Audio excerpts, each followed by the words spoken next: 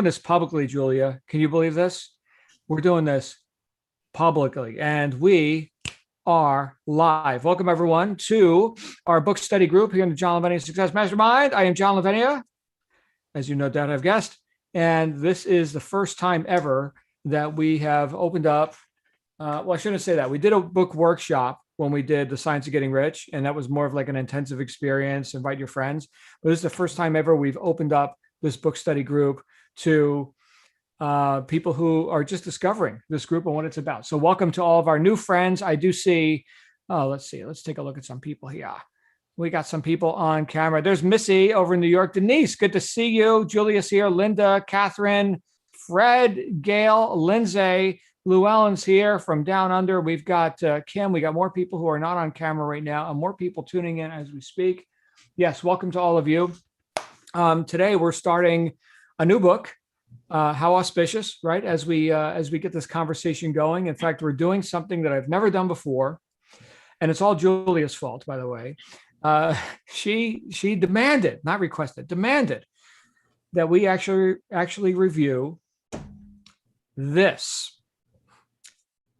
So this is kind of weird for me because I've reviewed lots of books. We've been running this group for a year now, and of course we've done this in other forums as well. But I've never been asked to do a book review on my own writing. So we're going to go ahead and get into this. I do have the paperback here. In fact, I think it's a signed copy. And for those of you who are who don't have the paperback, I don't know if you get this on the Kindle version, but that's what I looked like when I wrote this. So yeah. Wow. Yeah, there you go. I had some hair. I didn't see that on Kindle. Yeah, okay. So deal with it. But yeah, so we're going to review Integrity is Everything. We'll probably take 5 weeks to do this. We're going to cover the first 2 chapters tonight. So hopefully you've been through those. And my request for you here is take it easy on the author. Okay. So the point of our book study, for those who are new, is not that you sit here and just agree with everything, is that you have some thoughts about it. Questions, debate, ideas. I've often said that the whole idea of education, any education, that it's for use, right? That you can do something with it. In fact, the whole premise of this book is that we're going to do something with this whole personal development and philosophy and all the stuff that I've had my head into for 35 years. Actually, over 20 years when I wound up writing this. So this book actually took 20 years for me to write. Or actually, let me say it this way, 20 years for me to get off my ass and do it. Right. So I had the ideas rattling around in there for a couple of decades, but it's one thing to say, I'm going to write a book. And lots of people say that. It's another thing to actually do it. And apparently 1 out of 1,000 people who say they're going to actually do it. So again, I don't think that makes me special or anything. It just makes me finally decisive.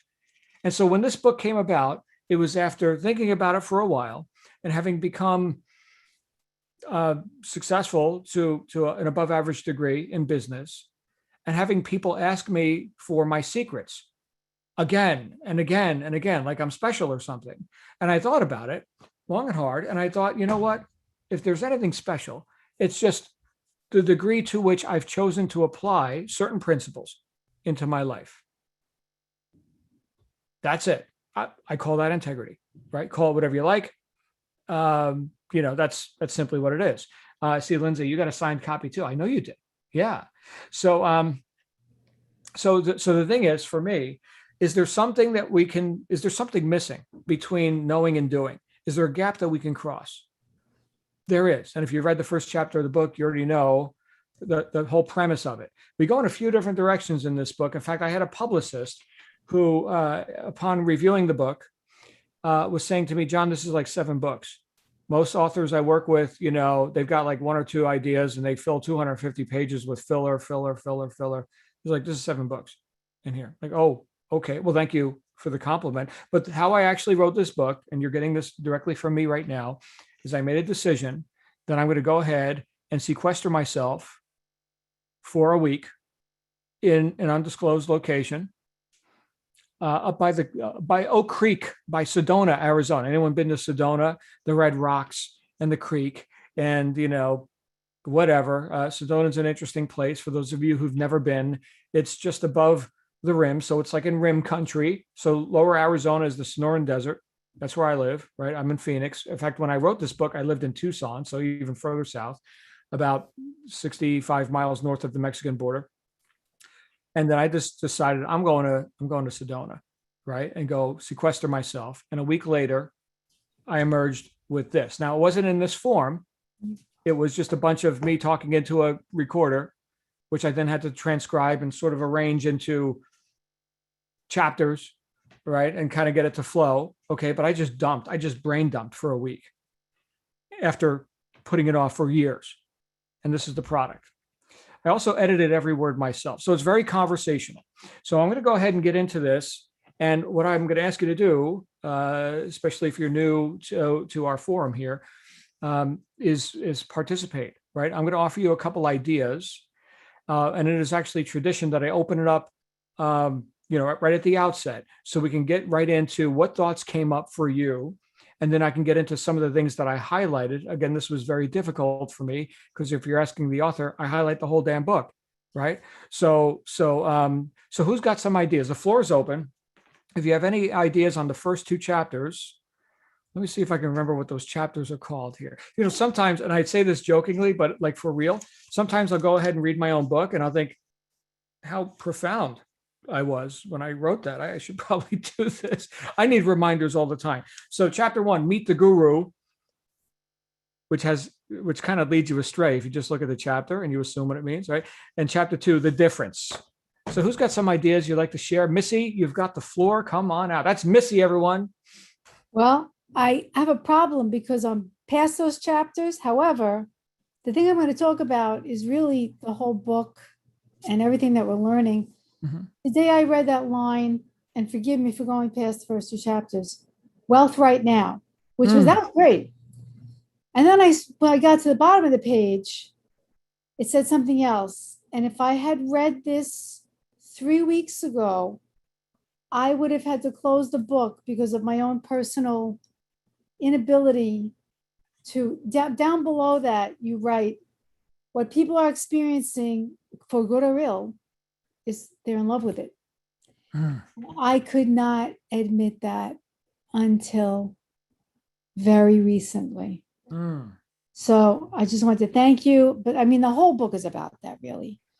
And so I just had to stick it in and just, open my big New York mouth and just start with that. Well, glad you're here, Missy. And look, we don't just show up and necessarily have the capacity to confront all the things, all the communications, the inbound communications that not only some book, but our circumstances in our life are telling and sometimes yelling at us. The ability to confront and own, right? That, oh my goodness, here's my, for good or ill, right? Here are my results, and I'm responsible for that. I mean, this is a big, kind of a heavy trip, right? To kind of own that we are cause in our own lives. That's the bridge.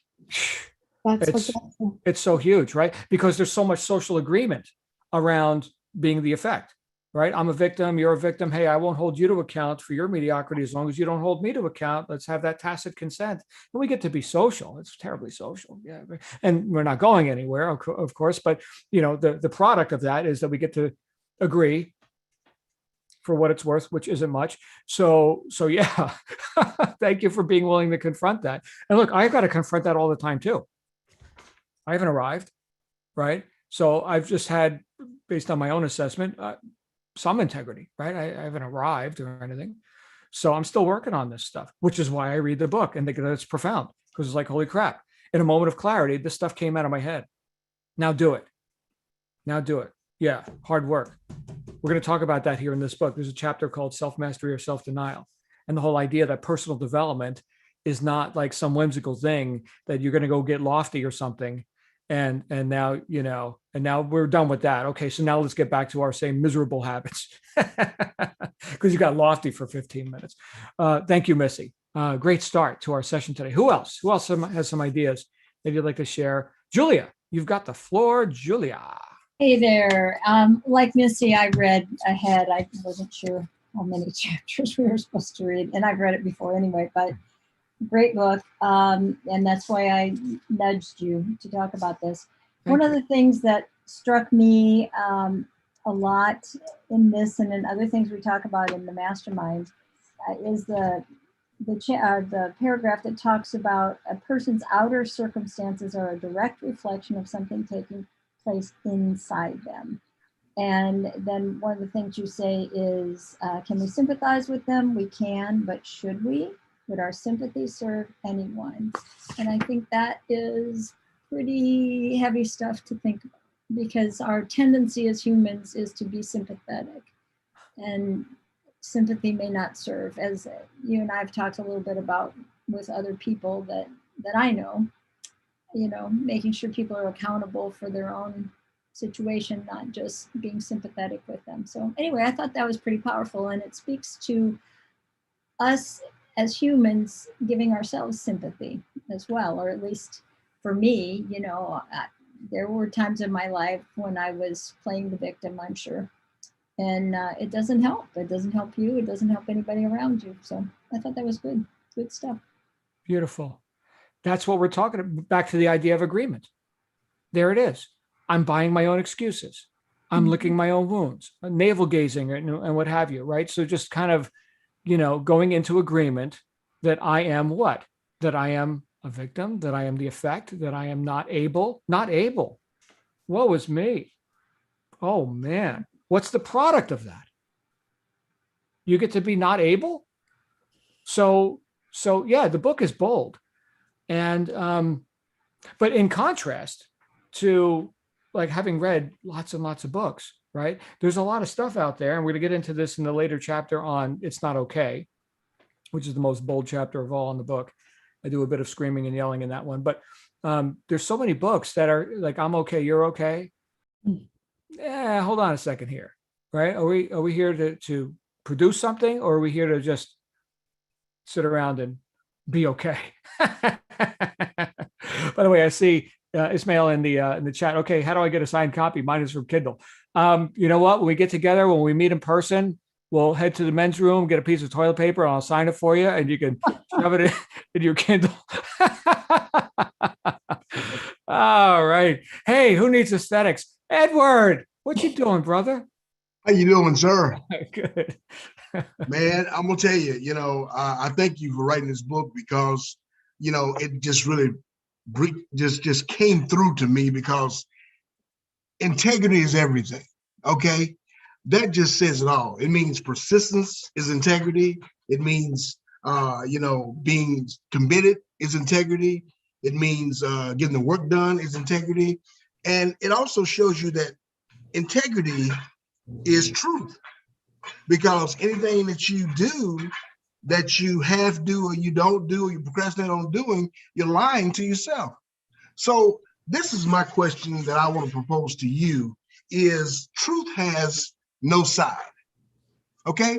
It's not right wing, it's not left wing, it's not here, it's not there. It's truth, okay? So it just blows my mind all these years, we've had all this truth around, but everybody's been not looking at the truth. Everybody's been doing like this, blinders have been on. And now that people are looking at truth, it's like it's offensive.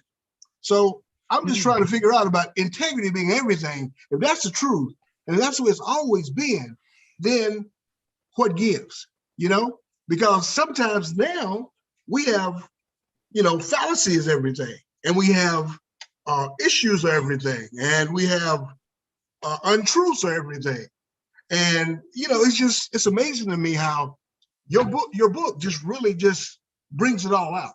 It just lets you know that, hey, wake up, fellas, because we're missing it, and we got to wake up not only in your business but in your life, because there's without trust there's no relationship, and that's integrity. Integrity is everything, absolutely. And like I said, I just wanted to share that with everybody. That's what came up for me tonight.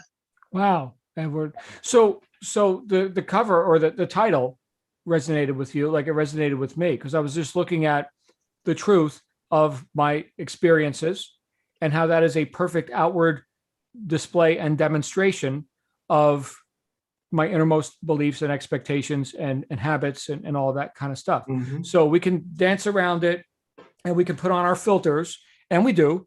Okay. So the truth is prior to my thoughts about it. I got lots of thoughts about it for what it's worth. Okay. But look, don't think and, hypothesize so much. Just look. And that's what I think you're referring to. What gives? Here's what gives. A lot of people just cannot confront facts, right?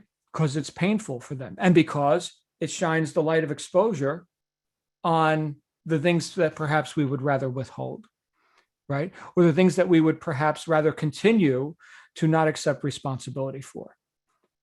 Okay. So part of being responsible is, of course, knowing what we're not responsible for. So I may not be my brother's keeper in terms of his choices and what, all that. Okay. But I am part of the problem or part of the solution in that person's life. Right. So there is an interconnectedness. And when we see the disconnect in our own life and we correct course, we say, oh my goodness, I've been wrong. Imagine that. And you can be. You can also be right. Okay. But now that you have the ability to look, well, now it's so many things are becoming obvious. What is he doing over there? And you may have to hold your tongue, right? Lest you alienate whoever, right? And the book isn't designed to just be a critique, right, of the folly or the lack of integrity of most people, including myself. Okay, but the book is there to hopefully give people an opportunity to change their filters, because reality is not as it is; it's as we are, right? And I know I'm subjected to that as well, right? So it's very subjective. I'm attempting to be objective here. In fact, let me say this, and then we're going to go to Lindsay Dollar England, one of my favorite peoples on the planet currently. Okay, which planet are you on, Lindsay? Oh, Earth. That's right. Okay, so my objectivity and knowing that I have been subjective, I think reveals me as, and anyone who can say that I've been subjective reveals you as someone who's attempting to be objective. It's the person who thinks they're entirely objective, which is totally subjective, right? That sort of living in that cloud, like somehow you've got the truth and nobody else does or something like that. Well, that's pretty revealing, right? Those who speak do not know. Those who know do not speak. I know that I don't know. In fact, Socrates, let's bring Lindsay out here. Socrates, what did Socrates say about all this, Lindsay? Lindsay's been hanging out with us talking philosophy for a while now. What did Socrates say about what he knows? I know nothing except the fact of my ignorance. Perfect quote. Right there. I know nothing but the fact of my ignorance. Socrates and Lindsay Dollar England, apparently. Lindsay, what do you think of all this? Right. I loved it how you said that you said you noticed that other people weren't there or arrived either. And you said it doesn't take a terribly perceptive person to observe that most people aren't living the life that they want. I mean, that's obviously. But when you said some of the people who have the most to say about their beliefs demonstrate the least applied in what they supposedly are in alignment with. And I like that. That kind of went with what you just said, but those who say, I mean, I talk a lot, yes, but those who say the least are probably closer to arriving than the ones that are boastful and when you said something clicked, after that you went on something clicked. And that just was, I was like, makes me think of all the people I've listened to in the past versus I started listening to you. I read this book and it clicked. It's taken a few years for it to all come together in my head until I started quoting like Lavenia isms and like, wow, this is clicking. But that's just really the truth. I mean, all these know-it-alls, if you know it all, then, you've arrived apparently. Yeah. You have to know it all. And why would people have to talk so much about their beliefs? Why would they have to defend their position and assert their rightness? They're insecure. They don't.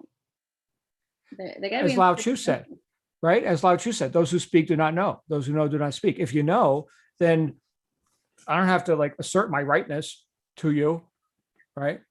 So Yeah. Yeah. I guess the publicist was right. There's like 7 books in here. So, wow, Lindsay. Anything else you'd like to say on that? How much time you got? No, I'll wait.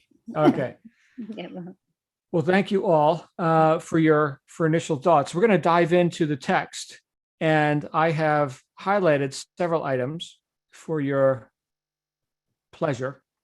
Let's go ahead and share screen. Let's do this. So how we typically do this, the last couple of books we read paper versions, so it was a little bit awkward for me, but I went ahead and I pulled up actually not the Kindle version, but the manuscript. So we're going to go right to the manuscript, which ultimately became a paperback and the Kindle version. Integrity is Everything by John Lavenia. By the way, I am reworking the audiobook version of this, but there's an advantage to the written word, and that is that you can actually look at the words, look up words that you don't normally use in sentences and get the full meaning, which is why I started with page 1 of the book, right after the copyright page, a definition, right? Because if we're going to talk about this stuff, we should probably know what the words mean. And so here are 3 definitions for the word integrity. Number 1, adherence to moral and ethical principles, soundness of moral character, honesty. Okay, so when we look at that, moral and ethical, that's 2 different things, right? Morals, ethics. Some people conflate the 2, okay? But think of moral codes as something that we agree on as society. These are the mores of society. This is right and wrong, okay? Do not murder, okay? So that would be immoral for you to do that. Ethics are personal, okay? That we could be talking, for example, about business ethics. How is it that you are exchanging with your customers, right? Are you delivering, proper value or abundant value for the money that they're exchanging with you? So moral and ethics, there's just 2 examples, right? Murder and business, right? There's 2 examples of morals and ethics that you can kind of chew on. Second definition, a sound, unimpaired, or perfect condition, completeness. That sounds pretty lofty. Okay. Again, I'm not here purporting that, I've perfect integrity. All right. But a sound, yeah, unimpaired or perfect condition, completeness. The third definition I would tell you is my favorite, the quality or condition of being whole, undivided, or undiminished. Like structural integrity, right? If you're building the structure on sand, well, how's the integrity of that, right? How about on rock? As within, so without, whole, undivided, and undiminished. As within, so without. That's the integrity we're talking about in this book. And it comes in many different angles. We're going to attack this definition, and we're going to take 200 pages to do it. So here's the chapters. We're on, there's acknowledgments. In fact, I acknowledged myself. This is typically where authors thank their editor, but since I edited this entire book myself, a task which I will never do again, I'll have to save that for next time. So let me end here by thanking you for buying it. It's with great respect that I offer you this work. May you find yourself in action after reading it. So this book is about action. Meet the Guru. Here we go.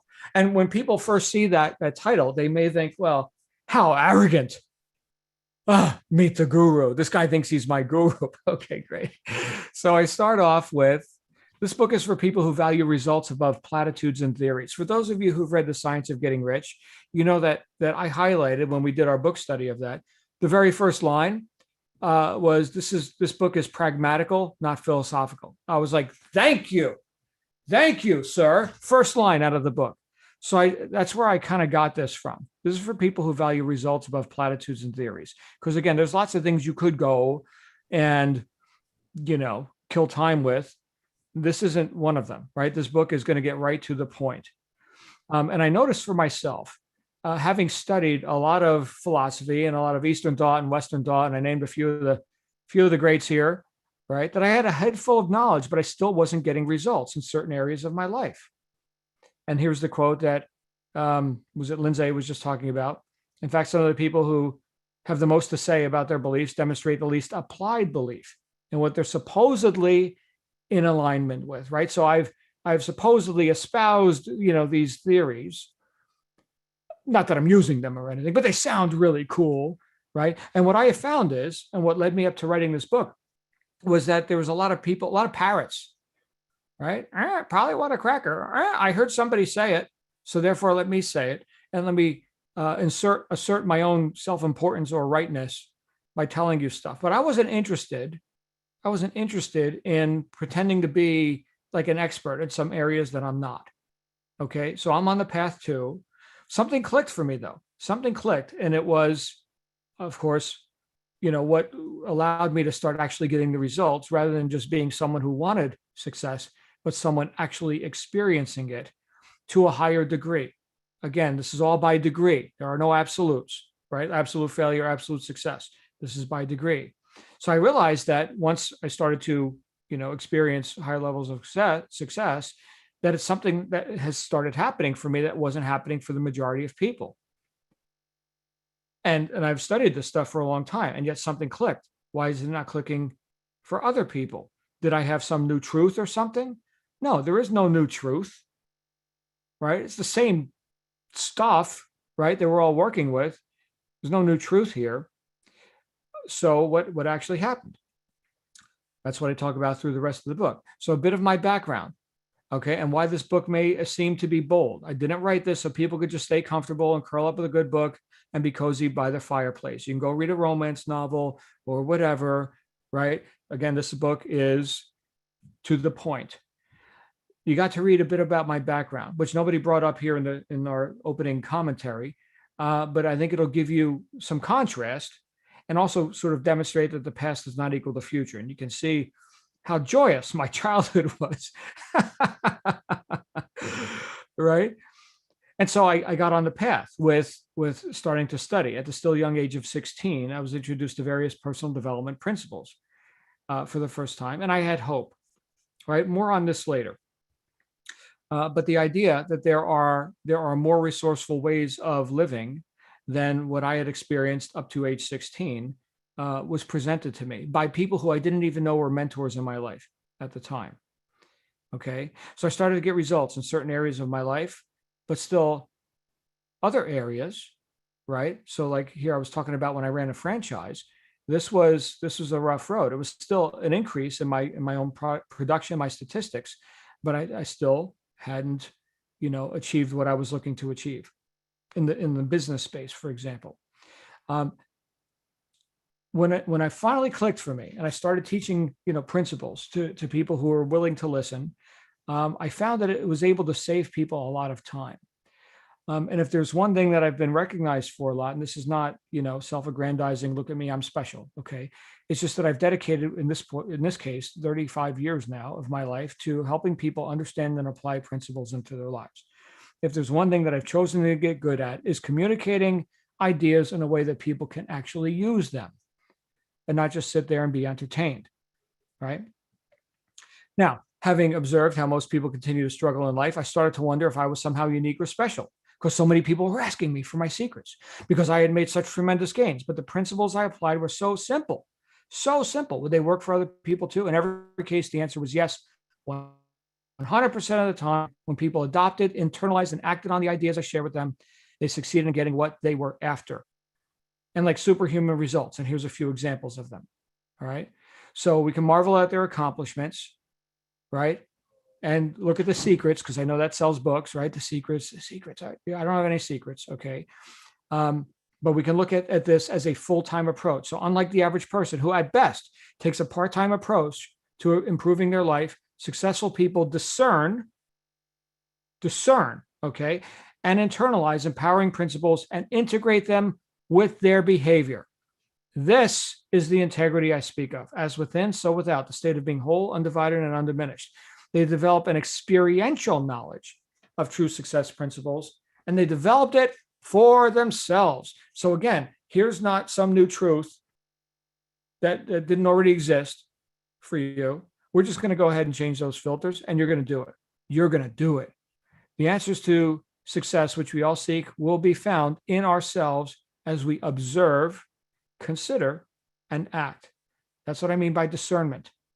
Okay, observe, consider, and act. Put it to use, because the only truth that matters is the truth that's alive in you. So if you take just a couple of distinctions from this book, and it allows principles to start showing up in your life, in your daily activities, and your behavior, then you must, absolutely must reflect increase. Think about the contrast there. Think about the contrast between the masses who right now are entertaining themselves with whatever, kitten videos on YouTube, or, getting drunk at the bar, or whatever they're doing.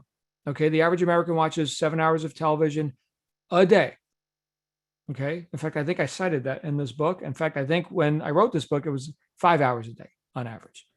So there's a statistic for you. Okay. But you've got to reflect increase. But as Buddha said here, and you'll find that there's quotes throughout the book from some of the most profound, thinkers who've ever thunk stuff. Don't just believe this stuff. Again, the end result here, the product isn't you get to agree. That's not the product. Okay. But after observation and analysis, when you find that anything agrees with reason and is conducive to the good and benefit of one and all, then accept it and live up to it. So this guy knew some stuff. Gautama Buddha, right? He knew some stuff. So this is about actual application. My approach is a full-time approach. It's not a part-timer's approach. And here's the punchline for the title of this chapter.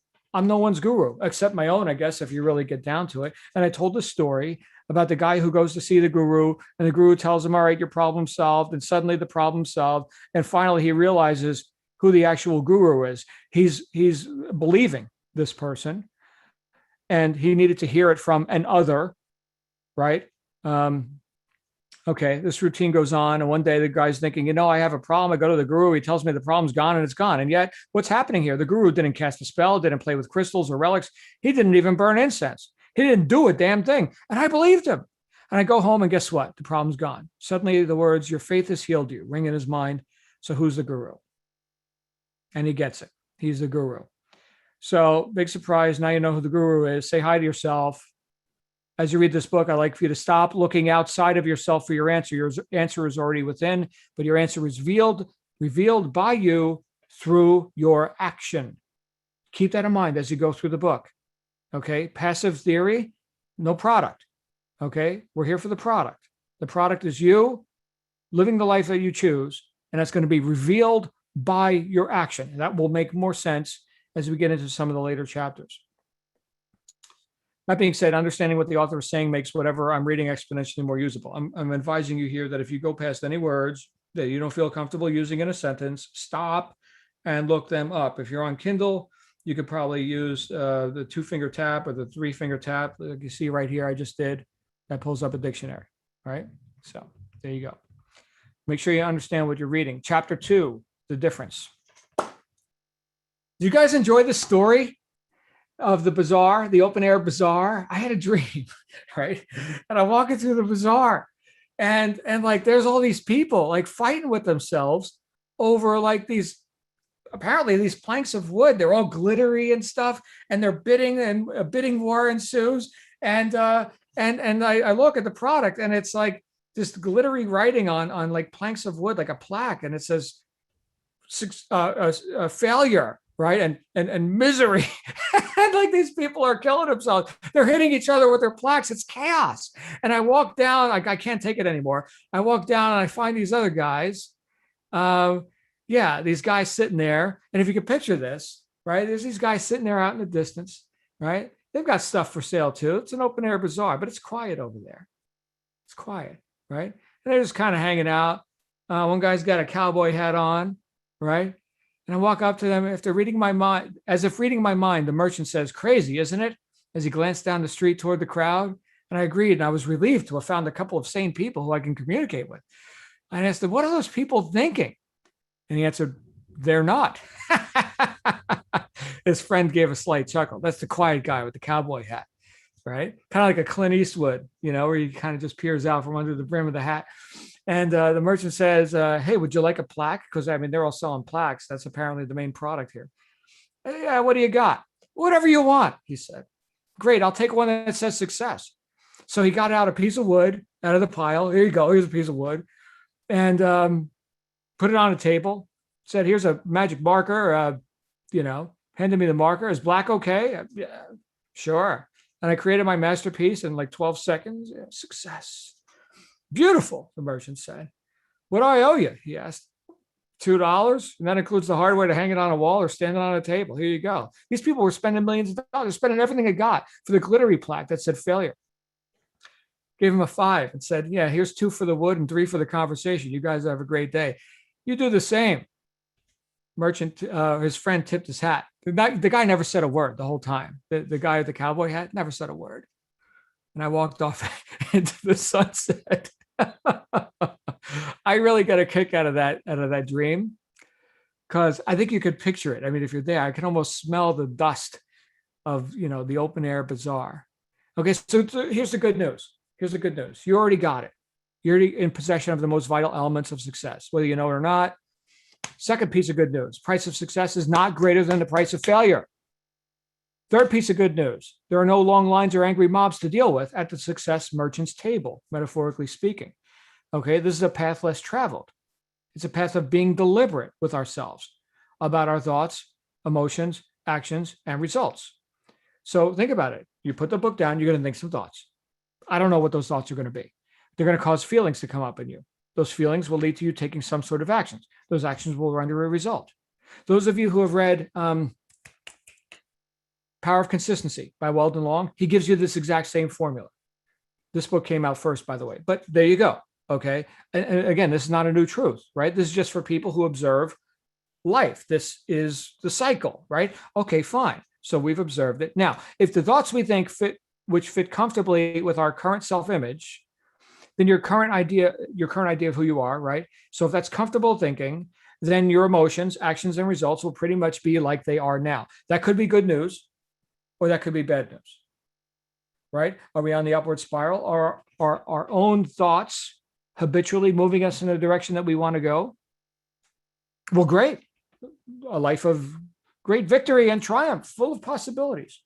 Or mediocrity and defeat. It'd be great if we could choose, right? We can. In fact, we do. So here's the thing. We will realize that there is no such thing as, quote, failure in the scenario, whether we're succeeding or so-called failing. There will always be a result which shows up in direct correlation to the thoughts, feelings, and actions of the individual. Therefore, the same energy that people put into taking actions which guarantee failure would guarantee success if they chose different actions. Same energy, same cycle, which always produces a result, maybe a pleasing result, maybe an unpleasing result. I don't know. Do you? Great question. So we're choosing this, whether we know it or like it or not. Oscar Wilde, this guy had so many great quotes. There is no sin except stupidity. All right, so picture this example. All right, we're talking about, remember the title of the book, right? Here's the example. We're in the grocery store, the checkout counter at the supermarket, the grocery store, and you see the chaos. I'm sure you've all witnessed this. I've seen it multiple times, right? And what's the statistic right now in the United States? Something like 68% overweight or obese, right?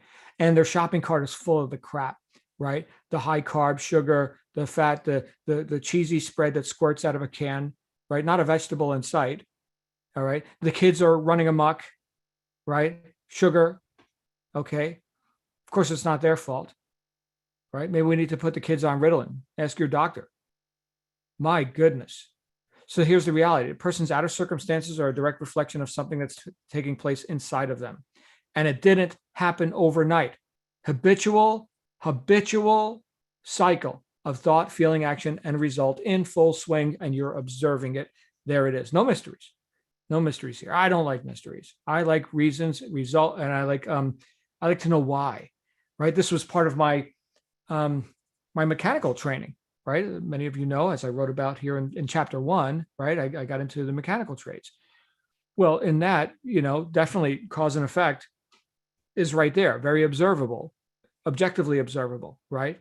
The machine runs, the machine doesn't run. Why, right? And why doesn't it run? Okay, great. Now you get to diagnose a problem. So I got into the habit of looking at finding problems and why does it work and how can we fix those problems?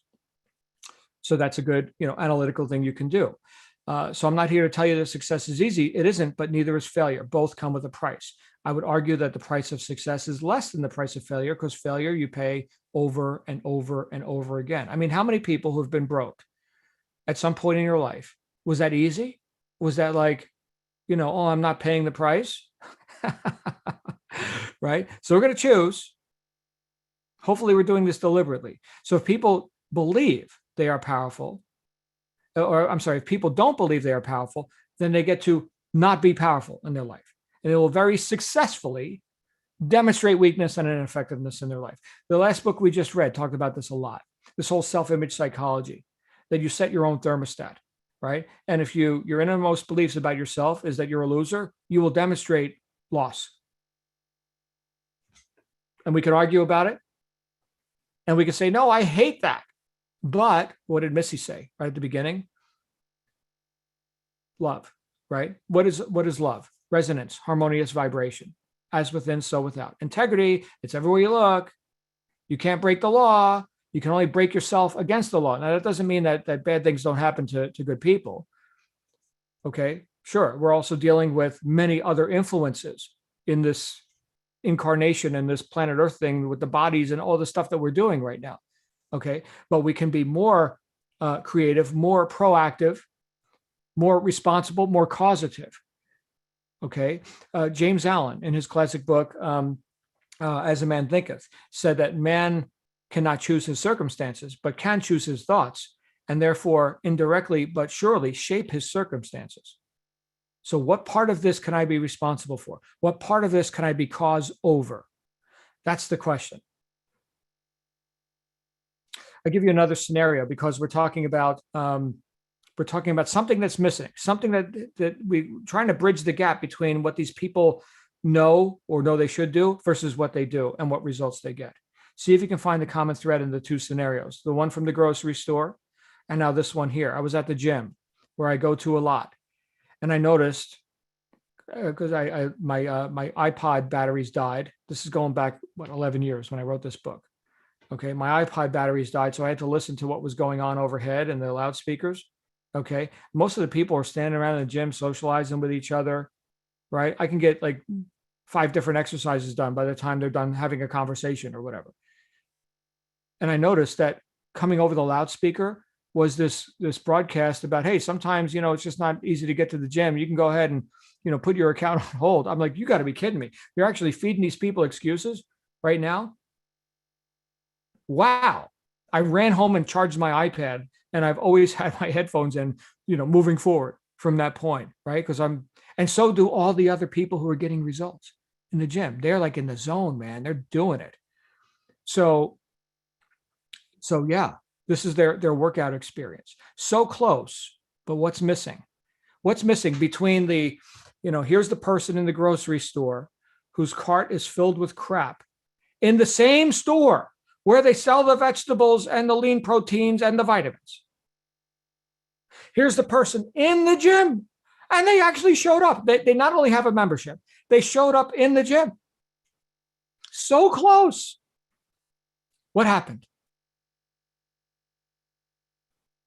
There was something directing the actions of these people, and it wasn't their fitness goals. After thinking about it, I let them know, what was this? Wrong quote. There's something, and which, by the way, is, remember, this was the majority of people, so social agreement. A lot of people like agreement, okay? And these are people that actually showed up in the gym, but something's missing for these people, right? Something was missing for the person in the grocery store. Something's missing for the person who's standing around and socializing in the gym. And it can be found in the title of this book, right? So people ask all these questions. How can I do this? How can I do that? After thinking about it, I let them know that my success has come from simply following through on what I said I was going to do and doing it consistently. Like Albert Gray said, successful people have formed the habit of doing things that failures don't like to do. I don't necessarily want to eat my Brussels sprouts, but I do it anyway. I don't necessarily want to go to the gym and put my body in pain, but I do it anyway. And I do it so consistently that it becomes a habit. Is it a secret? Right? We saw in our grocery store and fitness center examples, all the people there had the same resources, but had vastly different results. The successful person, therefore, must have some additional ingredient. Perhaps it's a great secret. There we go again. I'm not responsible. You got the secrets. You're withholding from me. They must know something that they're not telling everyone else. As amusing as this sounds to any successful person, and as moronic as those examples might seem, there's a very real and vital ingredient missing in the lives of those who fail, and it can be found in the title of this book. Integrity. That's it. That's it. You just don't do what you say you're going to do. As within, so without? I don't think so. Now, if you don't have you don't have anything. You got no shot. So whoever coined the phrase ignorance is bliss must have been living on a different planet. Goethe said, nothing is more terrible than ignorance in action. There's an old saying, know the truth and the truth will set you free. Free from what? Ignorance. That's the main thing to be set free from. Ignorance, not knowing who you are, not knowing what you're capable of, not believing in yourself, selling yourself lies all day, every day, because the habits are going to produce a result, right? How we habitually think, feel, act produces a result. We look at the result, we have more thoughts, we feel, we act. There's the upward spiral or the downward spiral. Choose. And I give you one more kind of example, a couple of them actually, of people who have forgotten who they are. I used the example of Steven Spielberg in his director's chair. But now, hey, you know what? We need coffee over here. You, Steven, you go get the coffee. Right? Here's the guy, as silly as this sounds, who is like in control of this entire multi-million-dollar, experience, and how he's running around, being bossed around by stagehands or whatever, right? And being told what the movie should be about. What did I say in here? So instead of creating his masterpiece, he's asking the cameraman if he thinks it would be okay to make the action movie he planned, or maybe they should just, change the whole project and do a movie about, love and ponies, right? Right. So one of the first things I had to do to get this relationship straight, we're talking about a cause and effect relationship, right? Was to put myself in the moment and remember who I am right now, meaning right now, in this exact moment. What would be different in my life if my bank statement had some different ink on it, right? We're talking about the relationship people have with money, for example. Okay. So cause and effect. Remember, most people's relationship with money is that they are the effect, and money is like their master. I have to work for money, right? Anybody ever heard anybody say that? Work for money? Oh, so money's your master? Okay. Interesting. How's that working out for you? Right? So right now, in this exact moment, let's say that you had a few more zeros, assuming the ink was black, okay, not red ink, but you had black ink on your bank statement. You had a few more zeros at the end. Let's add 3. So, let's add 6, right? Here's $1 million plus. Right now, not 5 seconds from now, right now, would your life be different? You'd still be here having this experience. We're having a conversation. I don't care what the ink on paper says, right? But people live at the effect of their circumstances, of the data, of the inputs that impinge upon them all day, because we add meaning. What does it mean? What can I or can't I do because of what I have or don't have? We're going to cover this in a couple chapters from now when we get to 3 magic words. Okay. People who live at the effect of their circumstances seem to demand that others do so as well. Edward, here's what you were talking about. Agreement. The purpose of the herd is to keep you in the herd. Moo. A person who's demonstrating ineffectiveness in their life would rather create a story to justify it than consider how they are creating it. Superstition, right? Which is a product of ignorance, comes from ignorance, right? And I gave an example of, is that where I talked about the fire? Oh, right. So with money, here's the justifications. Here come the justifications. Well, money won't make you happy. Okay, great. Well, money buys options. And personally, I like having options. That makes me happy. So do what you want with the logic of that. But given the choice to be, broke and miserable, or, rich and miserable, I'll still take rich and miserable. All right. But we can make all these excuses. You don't have to be miserable, by the way. Okay. We can make all these excuses for it. Right. And be obsessed with our possessions. Right? If that's what we're talking about, then yeah, of course, money won't make you happy, right? But having options, freedom in my life, yeah, I'll take that all day long. What's the solution here? We got this perfect cycle, perfect success every time. Thought, feeling, action, result. There is no failure. Great. It's everywhere we look. You can't break the law. You can only break yourself against the law. So let's stop breaking ourselves, What do we got to do? We got to forgive ourselves. We can choose to forgive ourselves. Hit that reset button, get in present time right now, meaning right now. Yes, I've missed the mark. Yes, I've perfectly demonstrated poor results. And I'm better than that. Now I move forward with a blank piece of paper because yesterday sets no precedent on what I'm going to accomplish today and moving into the future. I hit the reset button. I actually highlighted that. Okay, great. I hit the reset button on my experience. All right. And now I can do what? Now I can accelerate.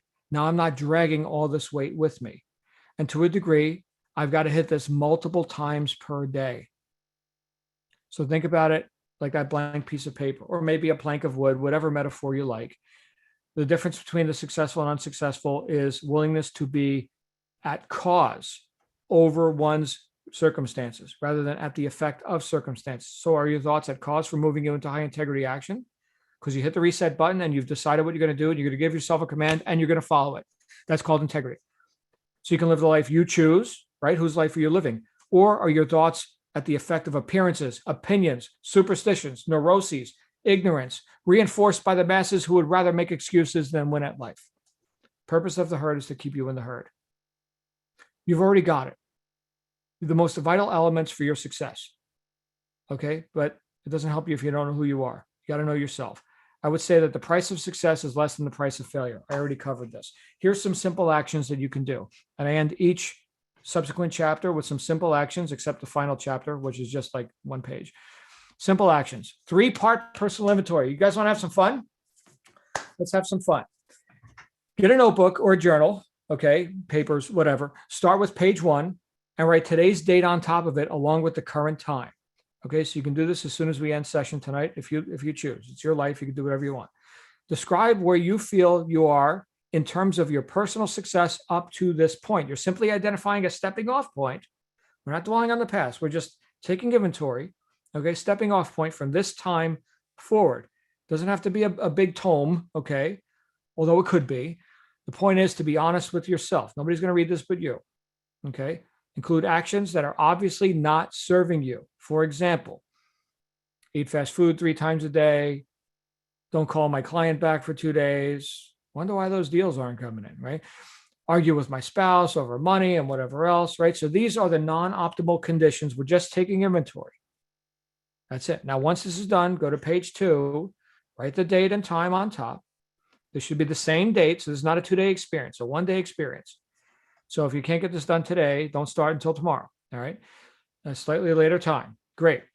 Write down some simple statements to describe experiences that you would like to begin causing in your life immediately. For example, strong body. Okay, cool. Happy relationship. Nice. Vacation fund. Whatever. It's your inventory. Then identify some simple, not complicated, just in case you're vague on what the word simple means. It means not complicated actions that you could immediately engage in that would move you in the direction of the pleasing experiences you've identified. In other words, we're going to give ourselves a nice, easy gradient, a nice on-ramp to start winning, to be able to recognize, oh my goodness, I am a person of integrity because I said I want a strong body. Great. Do at least 20 minutes of physically demanding exercise per day. The 20 minutes I just made up. This is totally arbitrary. This is your inventory, and it's your commands that you're giving yourself. Eat raw or lightly cooked green vegetables with at least 2 meals a day. Fantastic. Sounds awesome. Do that, right? Read at least 10 pages per day of an empowering book or subject of interest. Walk with family after dinner. Nice, right? These relate directly to the things that you said that you want. Now, at the end of each day, go back to your journal and make a list of some high integrity activities you did that day. This may seem simple or it may seem profound. The point is that you acknowledge yourself for what you did right. You did what you said you were going to do. Remember, and for those of you who read our last book that we covered together, Maltz said that these programs that we run, these servo mechanisms, these innermost expectations of ourselves, and these beliefs come from what we've experienced.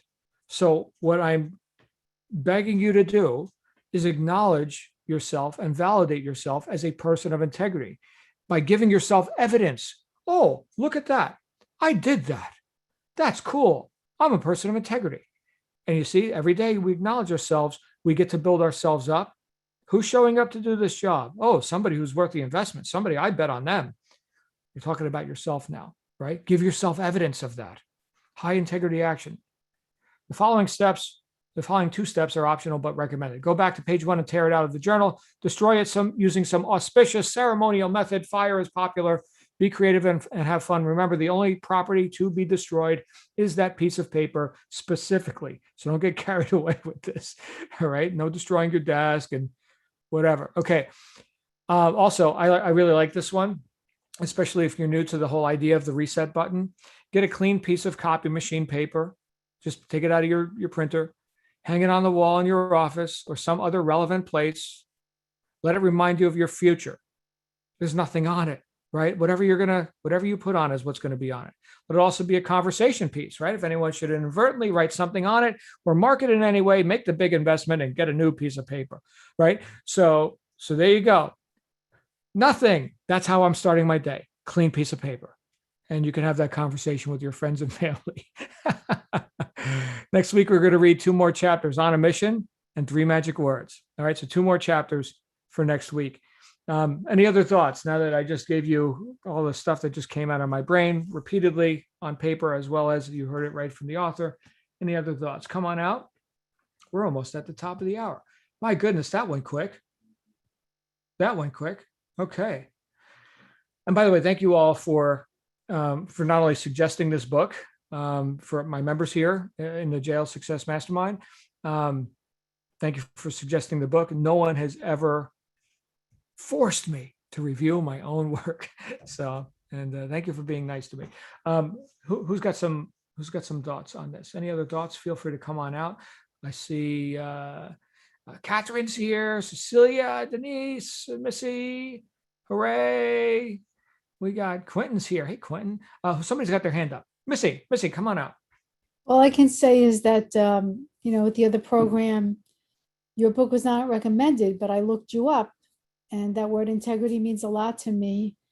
And it started me on a journey that I am not backing away from. I've started it before and I've backed away. I've blamed it on circumstances, why I couldn't. And I found out what got me to where I am. Not in the good place yet, but getting there. And my husband we're making a joke about it. It's 15% DNA. My father and grandfather had this condition that I have. 15% DNA, but 100% wrong thinking. And not moving with the integrity when I needed to, and just saying, it's the thing. It's not me. That's why. It's the thing. And by starting with your book, even though you didn't recommend it, this gave me a giant step up, and I can't thank you enough. Wow. Thank you, Missy. I'll keep showing up. You too. Keep showing up. All right. I saw Ismail unmuted and Cecilia's got her hand up. Ismail, you've got the floor if you'd like it. Okay, let's see if I can change this back. Oh, It's hang working. on. Oh, Yeah, you're live. hang on. I'm live? Oh, wow. Yeah, you're that's live. cool. I see you. I hear you. You can hear me? Yeah. Oh, hey, how are you? Good evening, everybody. Okay. Question. Hi. All right. I have a question. My question is, everybody talks about a one-on-one with you. Did I miss something? No. Does anybody get, because I didn't get a one-on-one with you. I feel cheated right now. So. Oh, no. But you're talking about business stuff. This is just a free session here in my mastermind group where we talk about books and philosophy. Okay. But yeah, stick close with your rep, and they'll make sure you get everything you need. But no, you're in good shape. And the fact that you're here right now, you're like a lot closer to one-on-one than most people who pay me $1,000 an hour. Okay, so cool. You're here. You're here right now. Well done, Ismail. Cool. Glad you're here, brother. Thank you get you. anything out of the book, out of our discussion tonight? Well, no, I mean, I just literally started reading it like 7 o'clock. My calendar went off, and I'm like, well, let me stop, because otherwise I'll read through the end of the night, and by tomorrow I have lots of questions, but the session will be over. Okay. Well, glad you're here, brother. Glad you're here. 2 more chapters for next week. Okay, all right. Great. Thanks. That's Ismail. Welcome to the crew. Cecilia. Hey, Cecilia. Hey, everybody. Hey, a I familiar just want to face. say thank you, John, for having this. I actually I'm not an avid reader, even though I love books. I love the libraries. I get stuff, and it just kind of sits there. So Hmm. I'm actually I'm glad to hear it's a good read too, and I liked what I heard, and it's funny what you said about the herd mentality, because I'm always against the herd mentality, and I actually go moo, like I do that move. So yeah, but I'm having a great time here, and I appreciate you and everything you do for us here. So I got my book ordered, so I'll get that on Wednesday. So Okay, and great. I saw that there was a preview, so I'll be reading the preview until I get the book. But yeah, and even before you even said about working out, I was like, oh, I got to get back into working out. So that's good. It's kind of gonna motivate me now. Thank Yeah, you. awesome. And look, if not now, then when, right? Later in the book, we're going to talk about the ridiculousness of what most people call a New Year's resolution, right? So I'm going to go ahead. I'm going to have resolve like then when the calendar tells me to have resolve. Right now, I don't have any resolve, but then on that day, I'm going to have resolve. Come on, go to the gym, do it. I mean, if you know what you should be doing, well then do that, right? Almost sounds too simple. So good. That's Cecilia, everyone. She's awesome. All right. Any other thoughts before we wrap up for the night? Any other thoughts? Ingrid says, this is so cool, the author and his tome. Ingrid, by the way, is a professional violinist. She is amazing. So if you've never heard Ingrid play violin, you deserve to. So go to Canada and you'll hear her. All right. Hey, girl. Good to see you. Actually, I don't see you. I see your Beamer logo. She's also an Yeah, the expert when it comes reception's a little to. crap tonight, so I had to choose between being able to listen or having a video. Right. Yeah. Oh, that Canadian internet is a real treat. Oh, yeah.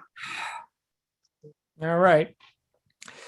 Thank you, my friends. Last call. Last call. Anybody else? Last call. Going once, going twice. We are done. I will see you all next time. Same bat time, same bat channel. Make it a great week. And of course, for those of you who are members of our mastermind group, we'll see you in general session tomorrow, as well as all the other stuff that's on the calendar, because we got a schedule around here. All right, my friends, we'll see you again real soon. Bye Thank for you, now. John.